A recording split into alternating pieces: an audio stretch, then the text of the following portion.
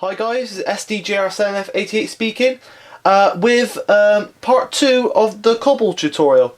Now, sorry about the quick change at the end of part 1, as I was going to show you all the outside complete, but then I suddenly realised this layout's quite small, so I could easily turn it round.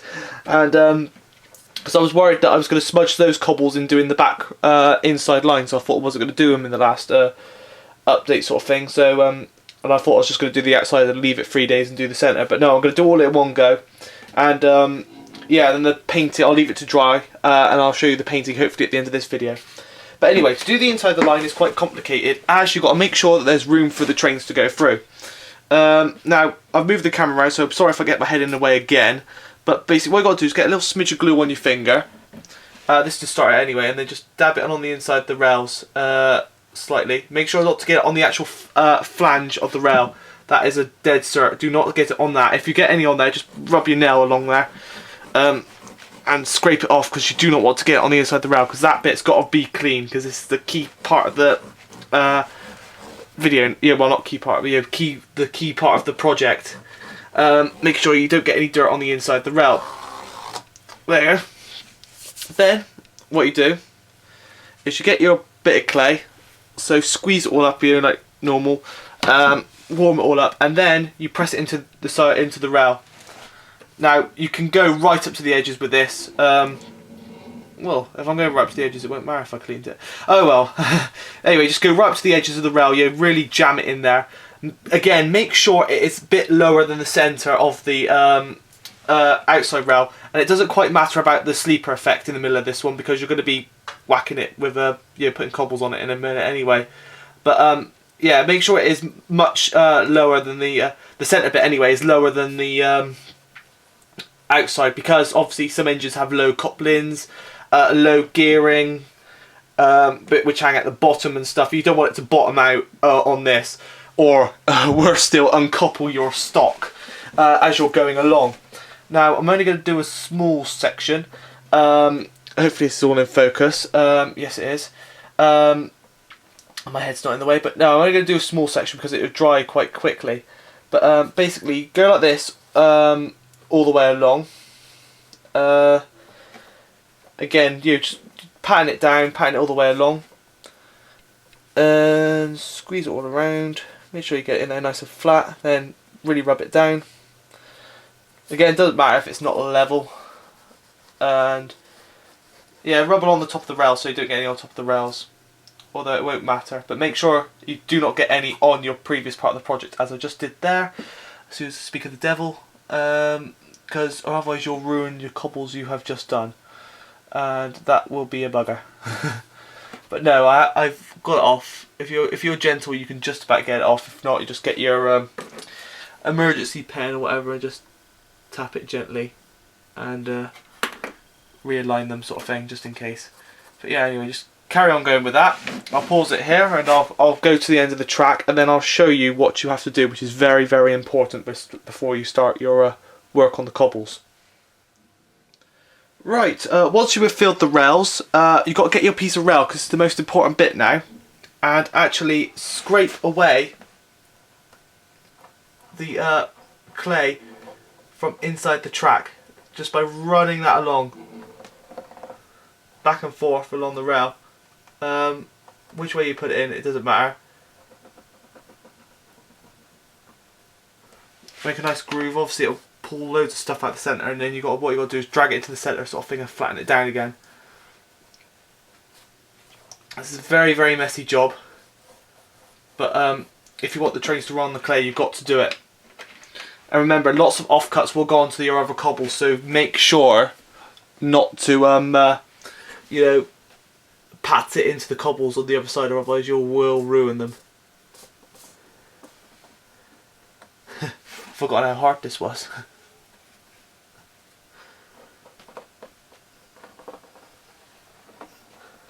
But remember, this is the most important bit of the project, sort of thing, to allow the trains to actually run on the cobbles. Now, we're going to pause it here, because I can sense there's going to be a bit of swearing from me in a moment, because I know that I'm going to go wrong. So I'll pause it here to save time, but basically just a bit of old rail, upside down and run it in between. Make sure you get it into the little, the inside of the eye of the rail, and just do it all the way along. Constantly keep on doing it. Constantly again and again and again, and gradually it will give it more of a uniformed edge. Then make it more smoother, because at the moment it looks really, really rough. But when you go over it again and again and again, it will eventually smooth down. And I'll turn the camera back on once I've done it. Just another quick word of advice. As well as the rail's quite rigid and will get out most of the rubbish, but one of these is perfect.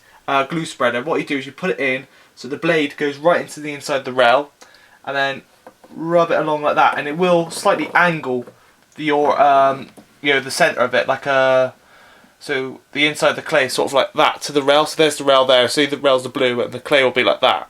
And that will be perfect. It'll be hardly noticeable on the model, but it will when it's complete. But it really, really improves the the running quality of the track in there. And plus, also while you're doing that, it as well as pulling out rubbish, as you can see there. So you pulled out a load of rubbish.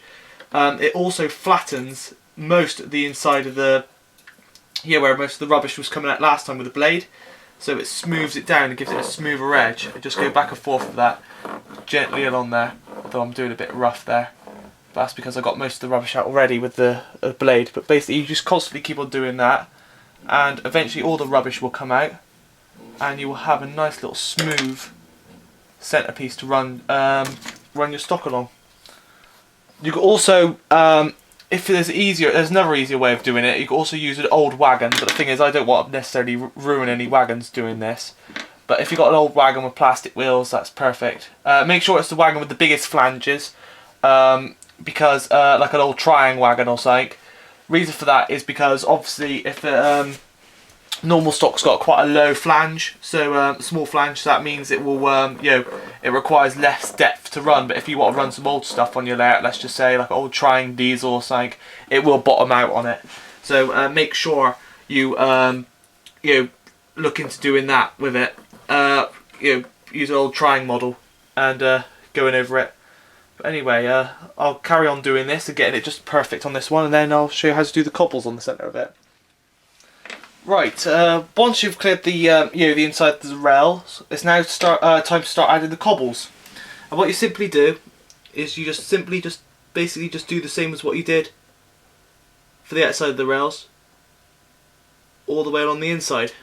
Now, obviously, this is going to push out clay from the centre, and then it's going to go into the flanges again. But it's the heads of the rail. But this can simply be corrected by running the glue stick along there again, and that would should clear it out. Now the rail does clear it out pretty good, but I found that if you put that at a slight angle, it clears out most of it better, and also flattens down the tops, which gives it more of a cleaner finish, which is perfect. But you just got to carry on going like this all the way along, and then when you're done, just run the glue stick along there for a second time. So anyway, I'll continue doing this, and then I'll show you how I get on in a moment. Well, there you are, there's one line done. Not the, I wouldn't say it's the best, but when it's all painted in, it doesn't really matter. But it's very, very complicated. Well, not complicated, but very, very hard to get a perfect effect like the inside of the line. But it looks, I'm pretty pleased with the results. It's looking alright. I suppose I better start on the other one now. Right, now I've moved on a bit since the last part of the video. I was doing the inside of the lines. Now I've done all the back bits, around the back. I've done in between the rails, but I've got to that point which I warned in part 1. I have ran out of clay. I've only got this tiny bit left, and that's to do all of that around there, all the way up to there. So, as you know, I have when this clay will be dry by the time I get a new block of this, which will probably be after the weekend, because I'm filming this over the weekend. So, although it'll be straight after this part, it'll fade into the clip when I've hopefully got it and completed it. But if you get this predicament that I've just got in, make sure you stop in a place where you can actually, where the seam line between the dry and the wet clay will not be noticeable. Now, I have found the perfect place, which is where the buffers are going to be too. So if I zoom in, oops, wrong way. There's the seam. There's where the seam lines to. Right there, if it'll focus. That's where it's going to be too. As you can see, I've flattened this down here, and I've stopped the cobbles there. Reason for this is because this is where the buffers are going to go to. So you can see, yeah, there's a bit of a. I'm going to rub off those end cobbles there, because it's on the other side where the buffers are going to be too. But yeah, you can see my finger's quite messy because clay. It's too far zoomed in, but clay is a messy job. So I'm going to use Pico buffers again, so I'm just going to borrow them off of Compton Martin. Let's see, these are the ones I've used, well, zoomed in. But anyway, basically, there you go. While the clay's wet, I'm going to try and push these buffers into position, so they will carve their own little path. I didn't do that on Compton Martin, I had to cut it out after I finished. So a little squeeze. And that's one. There you go. There's one on there. Out. Remove it. It should leave perfectly the marks where it's been to. So now that must be where the other one goes to here. Sorry if my head's in the way. Then that will squeeze in there. And there we go. Well, the seam line will probably be most likely along the edge of that buffer there, you can see. But it shouldn't hopefully be noticeable. The only bit that will probably have the seam line is that tiny about centimetre of cobbles at the end, but that will hardly be noticeable when the buffers are in. But there we go. That's well, all for me for a couple of days, but all for you it'd be a couple of seconds. So anyway, let's continue.